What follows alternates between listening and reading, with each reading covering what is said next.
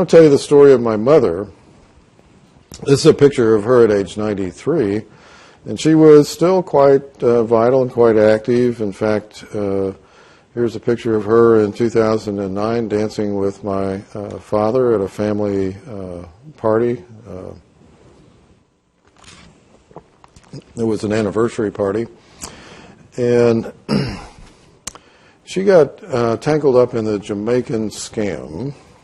And there's a big industry in Montego Bay where they have buildings full of people with automatic dialers dialing these phone lists from all over the country. And she had a habit of entering some sweepstakes like the Reader's Digest sweepstake, and she got on the mailing list.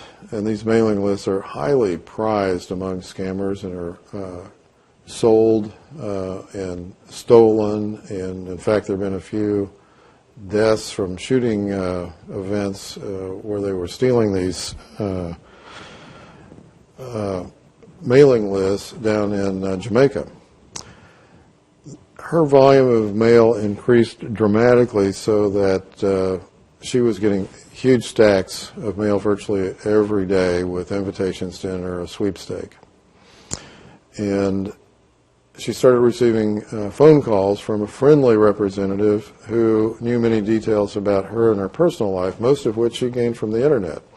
You can get on Google Maps and actually look at a picture of her house, and they can describe the house to you and the neighborhood, and they literally become a friend.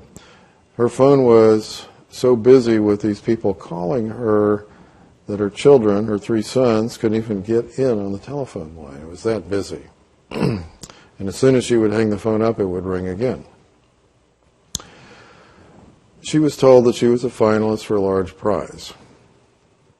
She could improve her odds by sending in $100. These are a grooming procedure to get the victim ready to send in a much larger amount. And the way they had them do it is she had to go give cash to Walmart and send a MoneyGram to Jamaica, to Montego Bay. And she probably did this 20, 30 times, something like that. And this sort of goes under the radar at the bank because it looks like just a cash transaction.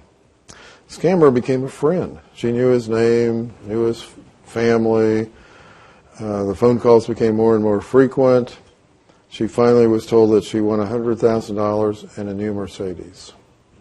Now, this is a woman that doesn't need for anything. She's extremely well off, although she didn't have a Mercedes. She certainly could have bought one if she wanted to.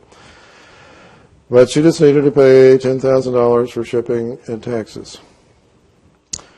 So she went down to write the check, and this is where we first became aware of it. The local branch bank recognized the transaction as unusual and called my father. Of course, my father went through the roof, and I got a phone call about it, and then we were all looking to see why my mother would want to do something this crazy.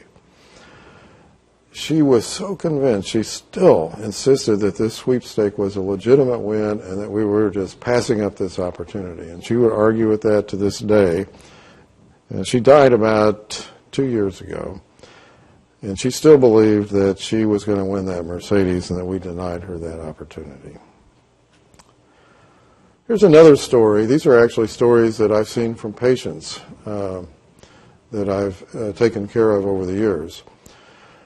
There was a wealthy elderly woman who had a large stroke, and her nephew and his attorney appeared at the bedside in the hospital on the second day of her hospitalization and created a new will which left everything to the nephew.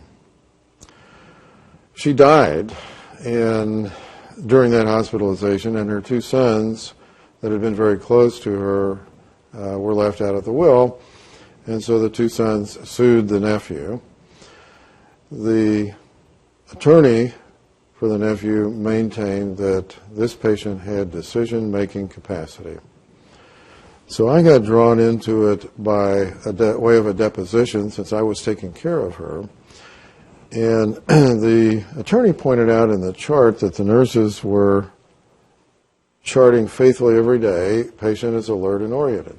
They'd walk into the room, say, "Good morning, Mrs. Jones, how are you?" She would say, "Good morning" back. And so they would just chart that. It's almost a routine, but they really didn't do a cognitive examination. So the question was whether she had the capacity to make a decision this large. So I went back and forth with this attorney, and he was still insisting that she was capable of making a decision simply because she could say good morning and knew where she was and could follow commands. And finally I thought, well, you know what? My dog is alert, oriented, and follows commands, but my dog cannot make out a will. So this, finally, I think he got the concept of the difference between being conversational and having the capacity to make a decision. And we're going to talk about that a little bit later and spend a few minutes on that. Here's a story of a son-in-law who was unemployed. He had some medical background. He moved into his mother-in-law's home with the daughter and the two children. He was very attentive, brought her into the office, managed to convince one of my colleagues that she was having problems with her memory, and had the doctor write a letter supporting this so that he could gain power of attorney.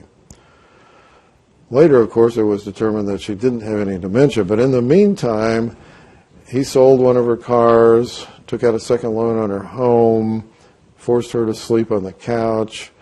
I saw her when she came in crying about all this and was just desperate. And we did some very formal cognitive evaluation that demonstrated that she did have decision-making capacity.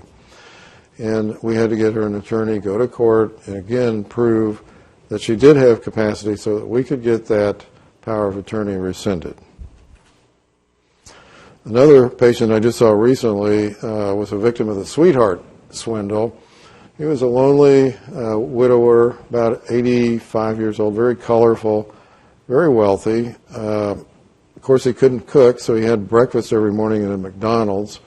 For some reason, one day he was counting his money in his wallet, and this woman in her 40s stopped by to visit with him, introduced herself. And, of course, she recognized the situation and prepared meals for him and helped him with shopping, and eventually wound up moving into his house and gained financial control. He was so lonely, he just was convinced that he was in love with her and married her. And when his daughter began to investigate the situation, she was excluded from his life. And she depleted all of his life savings and just simply disappeared one day. We mentioned the bad roof. I just happened by and noticed you have some loose shingles. This is a common scam in San Antonio. The scammer says, we can fix it now for a few $100s. If you don't fix it now, it's going to cost more later because there's going to be damage to your interior from the leak. Puts up a ladder and he hammers away for 15, 20 minutes on the roof, goes back in and says, oh, by the way, this looks like a bigger job than was planned. It's going to be X number of dollars, $500. So she writes the check. He goes up and hammers some more and then disappears, of course.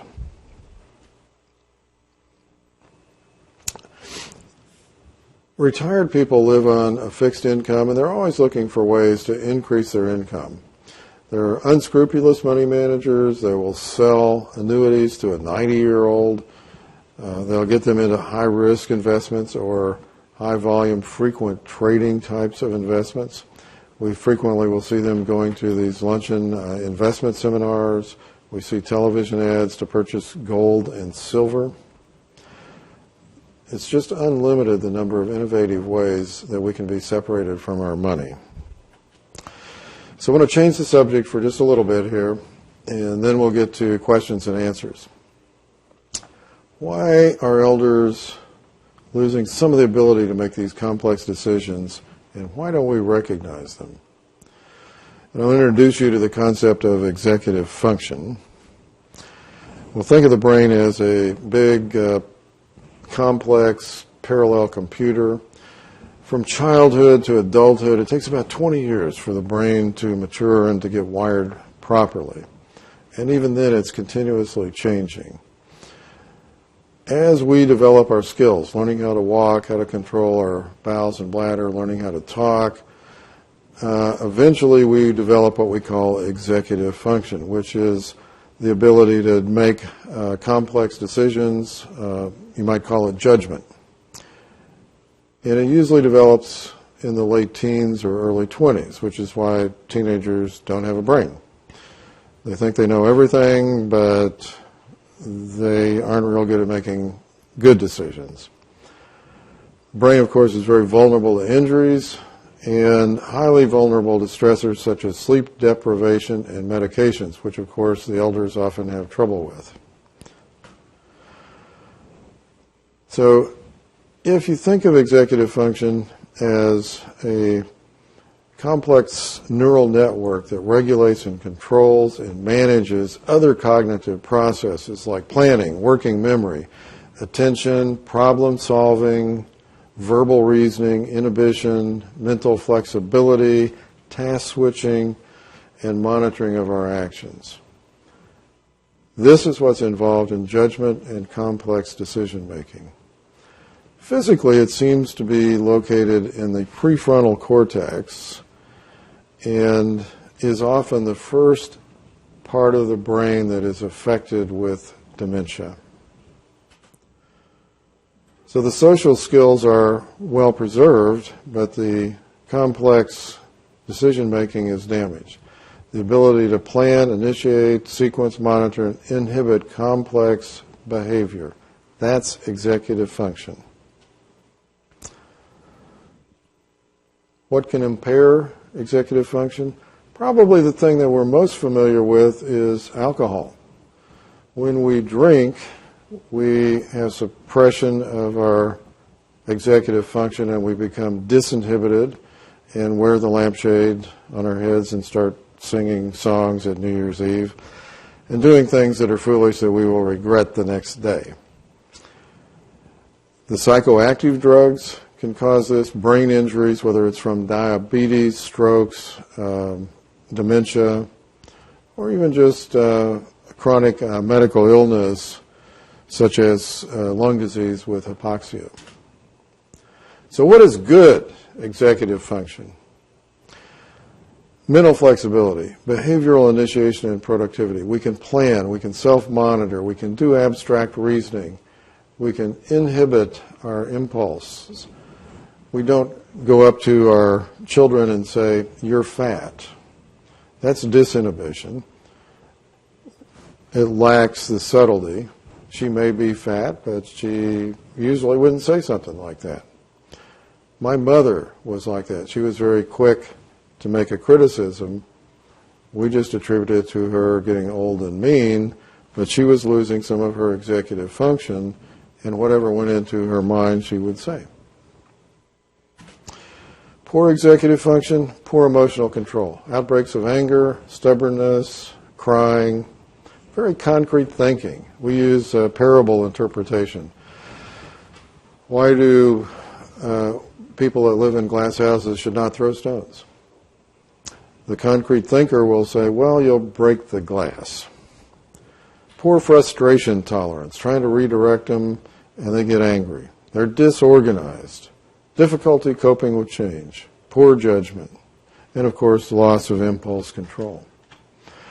Now dementia is a little bit worse, but we still aren't real good at recognizing that. We have a significant loss of intellectual abilities, such as memory, that is severe enough to interfere with social or occupational functioning. That's dementia, starting to interfere with our ability to function in the world. And the criteria for diagnosis of dementia includes impairment of attention, orientation, memory, judgment, language, motor, and spatial skills. And you have to have at least two of those areas impaired. Looking at the prevalence of dementia in the United States by age bracket is very revealing. And these are from a study that looked at the epidemiology in 2001 with cognitive testing. Ages 71 to 79, almost 5% have cognitive impairment, definable as dementia. 80 to 89 years, almost 25%, 1 in 4 people will have some cognitive impairment compatible with dementia. And by 90, that reaches 37%. Why do we miss this? How come doctors don't diagnose dementia more often? And it's because the social skills are so well preserved in the early stages that we don't notice it. They're very conversational. We don't test them for it. Patients don't report memory loss. They think it's a normal part of aging. We, as healthcare providers and family members, tend to impute our intelligence to our elders. We finish their sentences for them. We find the word they're looking for. We make excuses for them. Grandpa's tired, he's paid the bills all his life, I'll take over the bill paying for him. Only 20% of mild dementia is recognized by physicians. That's really incredible. Only 40% of moderate dementia is recognized by physicians. Primarily that's because the office visits are short, the interactions are short, there isn't time for testing.